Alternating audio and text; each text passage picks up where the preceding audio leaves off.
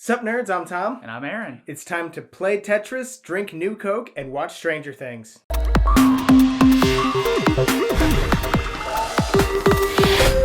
Brikks definitely pulls in the nostalgia and the familiarity of Tetris into a roll and write game. Essentially, you will be rolling to figure out what blocks will be dropping into our arcade, and then we'll be lining them how we want, and then marking down and Xing out those spots so that we know that we put them in.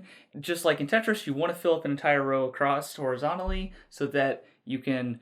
Well, you're not gonna actually delete it in this game, but you could rip. You could just you just.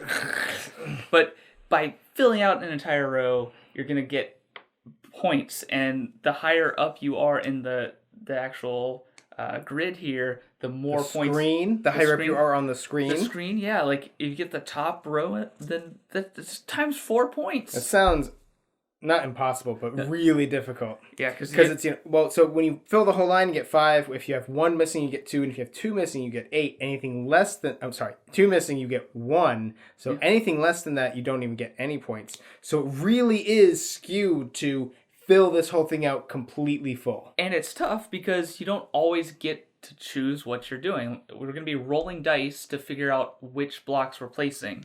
And you know, because of that, you don't know what blocks are coming. You don't know when they're going to come. You're just hoping. You can't sit there and rotate it a whole bunch, hoping. Yeah, people are going to roll, and the 4-sided die is going to give us a column on this little sheet, and then the color is going to tell us what color block is dropping. And the colors don't really have to deal with anything in particular. Like the green and the yellow are the same shapes. They're just like rotated differently, and same with like the red and the blue. The color is just there for dividing it into 6 different things. The 6 different like possibilities, I guess. When that roll has been assigned, everybody's going to mark which one they have to place with it on their sheet. And you can actually spend energy to rotate the blocks per se. Like you can go to the next column over, by spending 1 energy and a second energy to go over further. But some of those don't help because, like, if you look at blue and red, like if you're all the way on the 1, spending 1 energy to go to the right doesn't help you. You have to spend 2. And there's different ways to gain energy and stuff. And also, but there's more that you can do with energy than just that. You can spend 5 energy to, screw that thing and take anything you want. And also you could use a bomb to completely get rid of the piece so you don't even have to put it. Mm-hmm. So there is a lot of variability. While you're rolling 2 dice and you look at the grid and say, oh crap, I have to place this box right here and I don't have a good space for this box.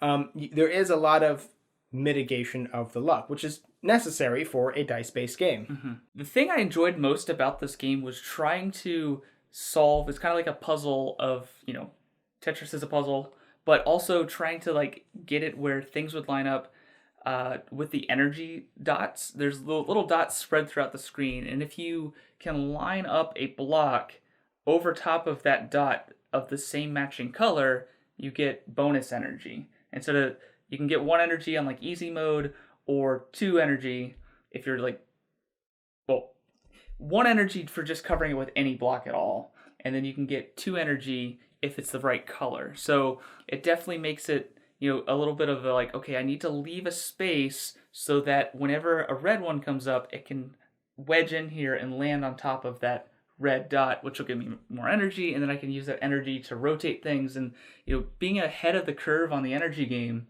it allows you to like rotate things so that you can get them into those positions. I don't know, man. You had more energy than me, a lot more energy than me, and yet I still beat you in points. Yeah. So what does that tell you? It does come down to actually filling up your rows too, though. The last couple rows, I really screwed it up, like putting one thing, like hoping to get that energy at the last little bit at the end, when at that point I probably should have switched from the energy game to like, okay, I just need to fill out these lines. Because if you start filling out lines above that halfway mark, that's when they really start to, increase in value. Instead of just 5 points, you're getting 10 points. And also, the better you do, the better you're gonna do. Yep. Like the more complete lines you have in a row, the more you'll get to make X's on this little track, and then you'll get more bonus points that way. So you really want to start off, hit the ground running, and really fill up the first row, second row, third row. I mean, you can do it multiple times. So you could have 2 rows unbroken, 1 row broken, 2 rows unbroken, 1 row broken, and still get the single X. But that's not going to help you. That's not going to stack up like crazy, you know? So it is Tetris. Like, it's the most Tetris I've seen of any of these polyomino games. Even Spring Meadow was the one with polyominoes that felt like Tetris because you were filling from the bottom up, but you still had those little holes that you had to match with where the gophers were coming out and stuff. So this one feels the most like Tetris, and also just like thematically and with the artwork. Like, this looks like you're standing an arcade game, the big ones. Also, this screen here, like all the information on there looks like something you'd see in an actual arcade game, but it's all functional. None of this stuff is just fluff and filler. Okay, this joystick over to the right, that doesn't need to be there. That doesn't need to be there. But most of the stuff is actually functional and necessary. So I don't know. I think they kind of knocked it out of the park with the art, mechanics, thematics, and functionality all coming together. Yeah, it just works. It works. It works. It works! The one thing that was kind of, when you first play it, you're like, oh man, we're going to waste a lot of paper. You actually need the front of a sheet and the back of a sheet to play. So it really, if you play a second game, you can just flip them, and I guess it's not that bad. But at first you're like, oh, you need 2 sheets of paper to play this? Why didn't they give us 2 pads? Yeah. But really, this pad is huge. Okay, like most roll and rights, you get a lot of sheets. And like he said, you're not wasting it because you can just use the other side eventually. Yeah, so it's not a problem. And if you get down to your last 4, make sure you laminate them so that you can keep playing, or just go buy another box. Yeah, really, seriously, how much money are you spending on that laminating machine? Really, when you think about it. So I did enjoy Brikks kind of a lot. Again, it's not the best. I still think the Clever games and Fleet the Dice game are some of the best roll and writes. It's really hard, but also because those are really complex. So I'm always like really impressed with how much strategy and what they can put into those games because they're just a roll and write. This one is slightly more on the simpler side, but I had a surprisingly good time with it. There are some of these simple, light roll and writes that for me, I'm like, yes, I enjoy it and I will play it, but in a sea of all of these roll and writes, you know, it's hard to differentiate.